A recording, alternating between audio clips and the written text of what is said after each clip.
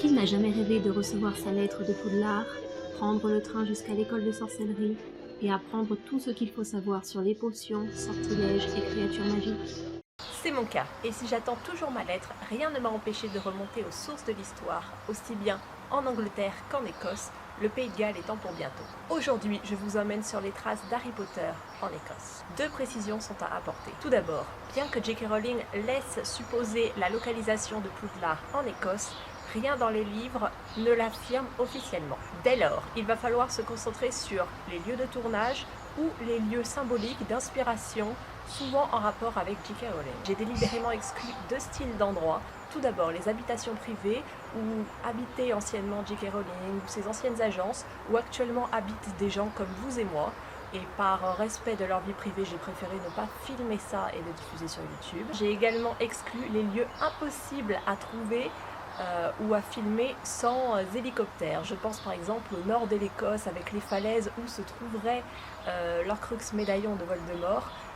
Vous comprendrez, j'espère. C'est une sorte de pèlerinage d'une fan à des fans, mais tout le monde est le bienvenu. Que la magie commence.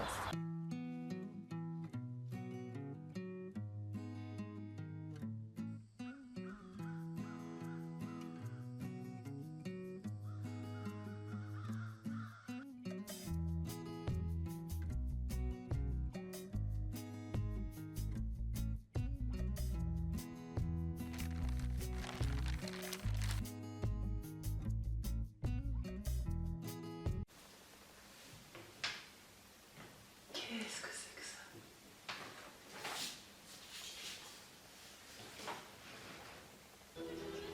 Monsieur Harry Potter dans le placard sous l'escalier, 4 Private Drive, Little Winning serait...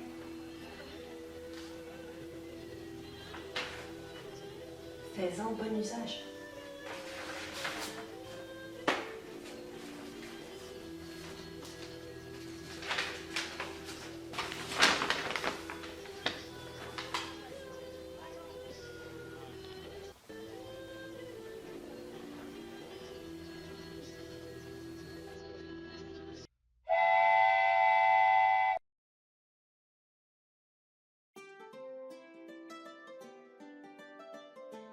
Le magnifique hôtel Balmoral n'est autre que l'endroit où J.K. Rowling a terminé sa saga. Plus précisément, c'est dans la chambre numéro 552 que vous pouvez réserver qu'elle y a mis le point final en 2007. Pour le trouver, c'est simple, vous ne pouvez le manquer, rendez-vous sur Prince Street, la grande rue commerçante.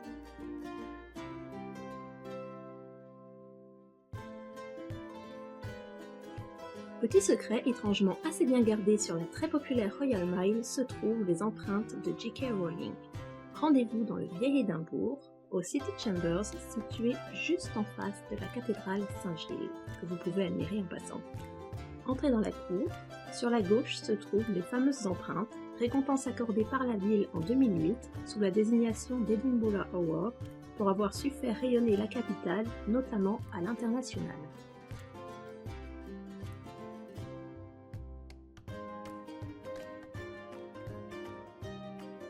Voici le café le plus connu d'Édimbourg, l'Elephant House. C'est ici que J.K. Rowling a écrit une partie de ses premiers tomes d'Harry Potter, comme se plaît à le rappeler la devanture.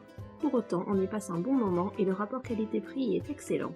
On le retrouve en bas de la rue George Ford.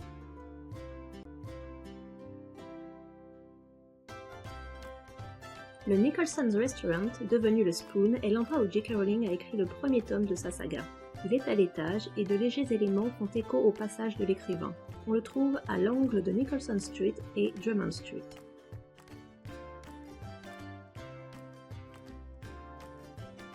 C'est à Treviot Place, au numéro 19 et 20, que se trouve le Favorite, le café-restaurant blanc que je vous désigne. C'est lui que l'on retrouve dans le documentaire J.K. Rowling, A Year in the Life.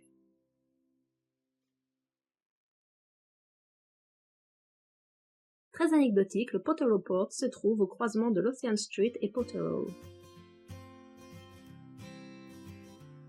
Vous préférez le côté sombre? C'est tant mieux, car nous allons à présent sur la tombe de Tom Riddle, dont s'est inspiré Joanne pour son personnage de Voldemort. Pour rappel, Voldemort c'est Tom Marvolo Jedusor en français et Tom Marvolo Riddle en anglais.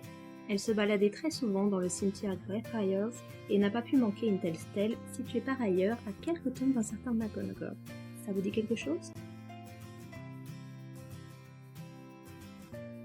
retrouve au National Museum les célèbres échecs de Lewis dont J.K. Rowling se serait inspiré pour ses propres échecs sorciers.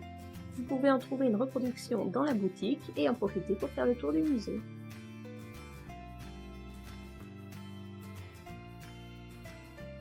George Eliot School constitue l'une des nombreuses sources qui auraient pu influencer J.K. Rowling sur la création de Poudlard. En effet, cette école est composée de 4 maisons, chacune représentée par une couleur, rouge, vert, bleu et blanc. L'école n'est malheureusement pas accessible aux visiteurs, il faut se contenter d'en faire le tour.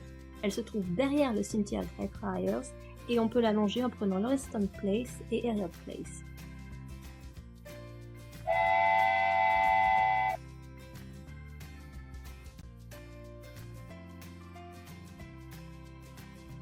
Envie de faire un tour en Poudlard Express? C'est possible avec le Jacobite Train reliant Fort Williams au petit port de Malé. C'est ce train à vapeur ainsi que les merveilleux paysages écossais que l'on retrouve dans tous les films. Bien évidemment, ce wagon n'est pas celui utilisé dans les trains, le wagon de tournage se trouvant dans les studios Warner Bros. Au studio Harry Potter. Plusieurs éléments des films sont d'ailleurs très reconnaissables lors de ce voyage. Vous verrez le célèbre viaduc, le Loch Shiel, le Loch 8, mais je vous laisse voir.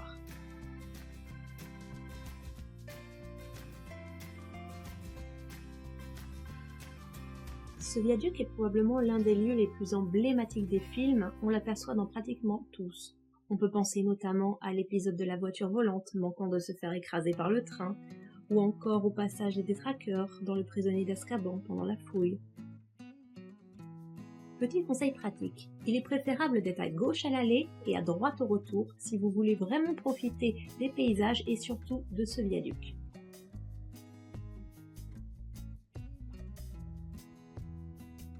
Le Loch Shiel est le principal lac de Poudlard. On l'aperçoit particulièrement bien dans Le prisonnier d'Azkaban et lors de la seconde tâche dans La coupe de feu. Petite mention également au Loch Morror utilisé pour quelques plans.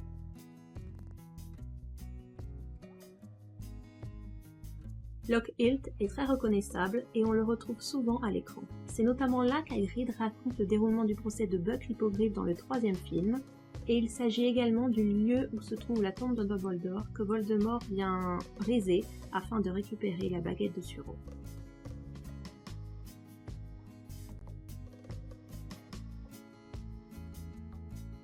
Fort William est une excellente base pour découvrir les sites en rapport avec Harry Potter.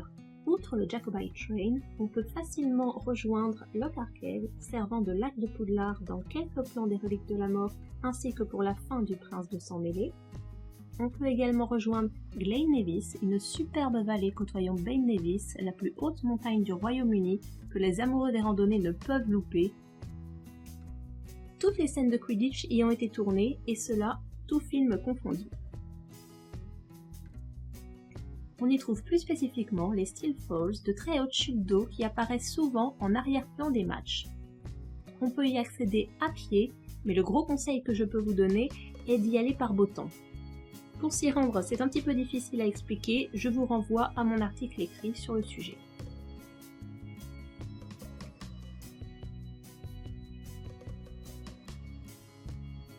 La vallée de Rannoch Moor et ses tourbières, ainsi que Rannoch Station, apparaissent brièvement dans Le Prince de Sang Mêlé pour un plan de Poudlard Express dans le paysage et dans les Reliques de la Mort partie 1 pour la fouille des wagons par des mange-morts à la recherche du trio. On y accède en voiture ou en prenant le train de l'Ouest reliant Glasgow à Fort Williams. La balade y est superbe.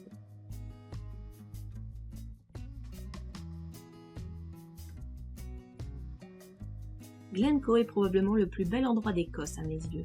En le traversant, vous tomberez sur de nombreux lieux se rapportant à Harry Potter.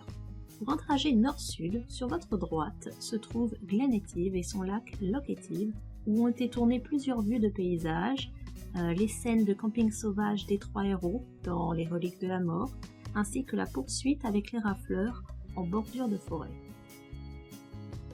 Toujours sur un trajet nord-sud, sur votre gauche, vous trouverez la région de Clasheg où la grande majorité des paysages des films ont été tournés. On peut mentionner la cabane de Hagrid, à présent démontée, ou encore le survol du lac de Poudlard par Harry sur le dos de Buck l'hippogriffe. Pour les plus curieux, il s'agit du Loch Torren. Mais le mieux est encore de vous laisser découvrir et de vous rappeler. Cette vidéo est à présent terminée. J'espère qu'elle vous aura plu et vous donnera envie de vous rendre sur place pour découvrir vous-même cette merveilleuse Écosse qui a su faire ressortir toute la magie des romans de J.K. Rowling.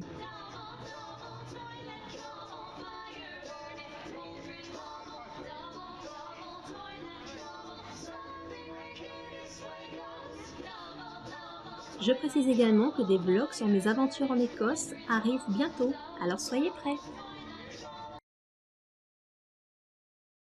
Et j'ai décidé de ne prendre qu'un sac en bagage à main. La seule compagnie aérienne qui effectuait le vol Paris-Édimbourg à l'horaire qui m'intéressait était EasyJet. Je n'ai jamais pris cette compagnie, mais je pars au Royaume-Uni et plus particulièrement en Écosse et quelques jours en Angleterre aussi quand même. Donc je suis super